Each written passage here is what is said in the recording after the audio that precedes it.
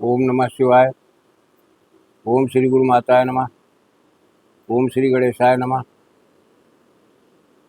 प्यारे भाई और बहनों, गुप्त नवरात्रि के शुभ अवसर पर आप लोगों के लिए एक नया विधान देने जा रहा हूं, जो कामाख्या माँ की साधना है। ये विधान अगर आप कर लेते हैं तो माँ की इतनी बड़ी जरूर कृपा हो जाती है कि तुम्हारे सभी कार्य बनेंगे। और दूसरी चीज, तुम जो भी मंत्रों की साधना करोगे वो मंत्र भी तुम्हारे सफल होंगे। इसलिए इस मंत्र को मैं आज दे रहा हूं। आप विधान को पहले समझ लीजिए। किसी भी नए विग्रह को जब लाया जाता है तो उसकी प्राण प्रतिष्ठा करवाई जाती है। आप कामाख्या माँ का एक फोटो ले लें या धातु की मूर्ति मिल जाए तो ले लें, या पत्थर की मूर्ति छोटी सी ले लें। कामाख्या माँ की मूर्ति होनी चाहिए। सबसे पहले उसकी प्राण प्रतिष्ठा कर लें। मैं डिस्क्रिप्शन में प्राण प्रतिष्ठा और पूरा विधान में डाल दूंगा, आप वहाँ से ले लीजिए। प्राण प्रतिष्ठा करने के बाद में आप प्राण प्रतिष्ठा जब करोगे तो पुष्पों से जल को डुबो करके इसे माता जी पर छिड़कते जाओ, मंत्र का पाठ करते जाओ। 11 बार करना पड़ेगा। उसके बाद उनका षोडशोपचार पूजन कर लो। पूजन करने के बाद तब आप कामाख्या गायत्री का पाठ करें, एक माला। एक माला पाठ करने के बाद फिर आप ध्यान पढ़ेंगे। उसके बाद मंत्र आता है। तो मंत्र कोई बहुत बड़ा नहीं है, 51 माला जाप करना ही पड़ेगा। समझ में आएगा तो कर लेना, न समझ में आए तो कोई बात नहीं। अब मैं आपको प्राण प्रतिष्ठा मंत्र तो सब कुछ पूरा विधान आपको डिस्क्रिप्शन में मिल ही जाएगा, लेकिन जो मेन महत्वपूर्ण चीज प्राण प्रतिष्ठा है, देखिए होता क्या है कि फूल को जल में डुबो और छिड़कते जाओ माता जी पर। ओम आंग ह्रीं क्रौंग यंग रंग लंग शंखं हंसा कामाख्या प्राणा इह प्राणा। ओम आंग ह्रीं क्रौंग यंग रंग लंग वंग शंखं हंसा कामाख्याय शक्ति जीव इह स्थिता। ओम आंग ह्रीं क्रौंग यंग रंग कामाख्याय अस्य सर्व इंद्रियाणि वांग मनस्त्वक् चक्षुः श्रोत जिह्वा घ्राण प्राण पाद पयुपस्थान इह वागत्वार सुखम चिर तिष्ठन्त स्वाहा। ये हो गया प्राण प्रतिष्ठा का मंत्र। अब आता है गायत्री मंत्र। ओम भूर्भुवः स्वः ओम कामाख्याय विद्महे भगवते सिद्ध पीठ धीमहि तन्नो सिद्ध कामाख्याय प्रचोदयात्। ये तुम्हारा गायत्री मंत्र हो गया। इसको आप एक माला का जाप कर लें। एक माला जाप करने के बाद में अब आपको ध्यान करना है।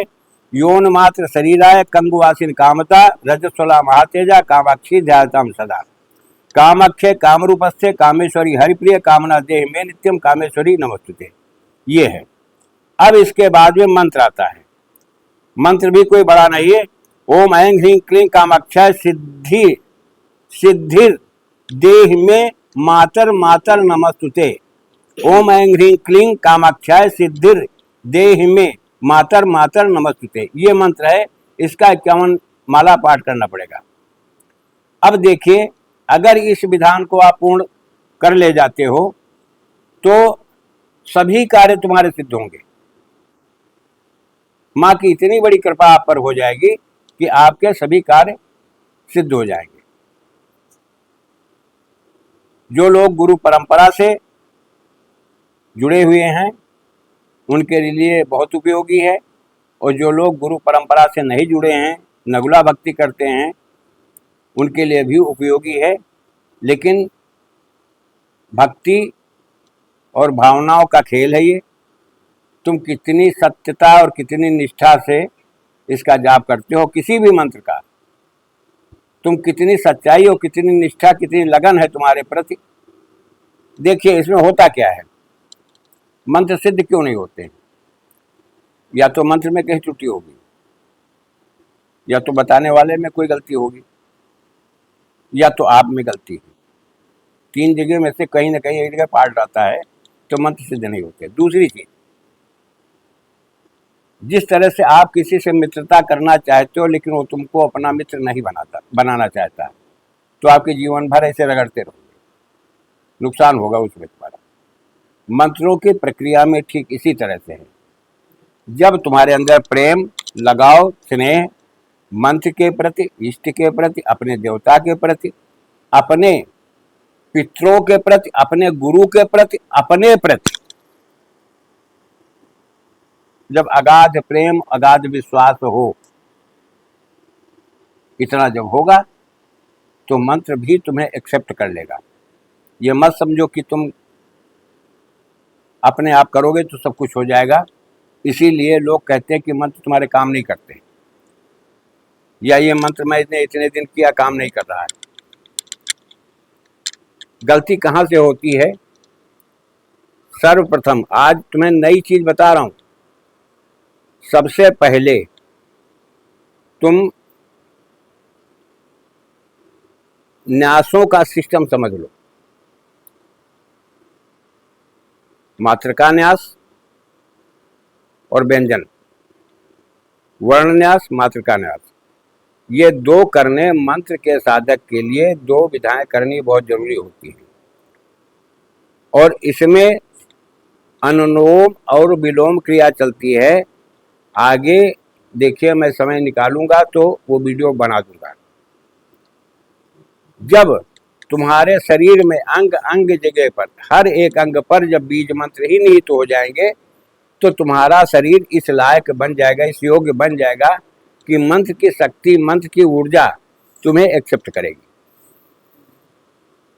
और अंत में आकर के जब तुम्हारी वो ऊर्जा, तुम्हारा वो मंत्र जिब्या पर ठहर जाएगा, तो तुम्हारा जो बोलोगे वही सत्य होने लगेगा। इन रहस्यों को समझो। ये तंत्र मार्ग है, मंत्रों की विधाएं हैं। साबरी मंत्रों की विधाएं अलग होती हैं, तंत्र मंत्रों की, तांत्रिक जितने होते हैं वो अलग होते हैं, वैदिक मंत्रों की विधाएं अलग होती हैं। लेकिन इस कलयुग में साबरी ज़्यादा सशक्त है। दूसरी चीज, जो सिद्ध पीठों के मंत्र हैं वो कामयाब हैं।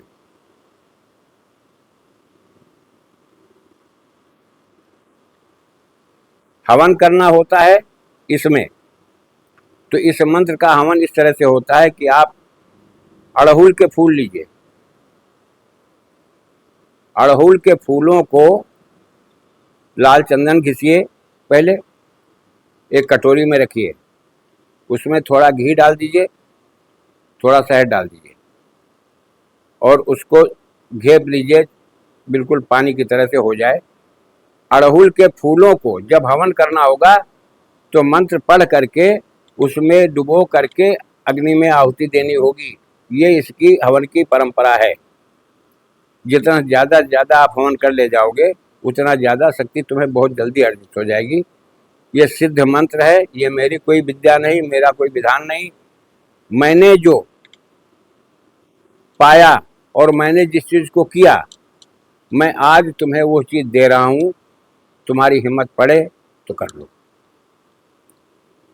अगर तुम्हारे अंदर इसकी जिज्ञासा है कि मैं कुछ नया करना चाहता हूँ, नया बनना चाहता हूँ, देखिए ये तंत्र की देवी है, ये मंत्र की देवी है, मेरी बात समझना। इसको करने के बाद तुम्हारे सभी मंत्र फलीभूत होंगे। लेकिन वर्णन्यास, मातृका न्यास, ये प्रथम की सीढ़ी है।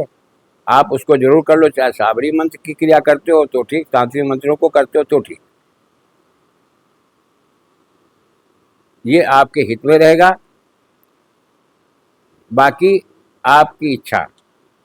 मैं इस गुप्त नवरात्रि के शुभ आने वाले अवसर पर सभी को मंगल कामनाओं के साथ यह मंत्र मैं ये विधान मैं दे रहा हूँ।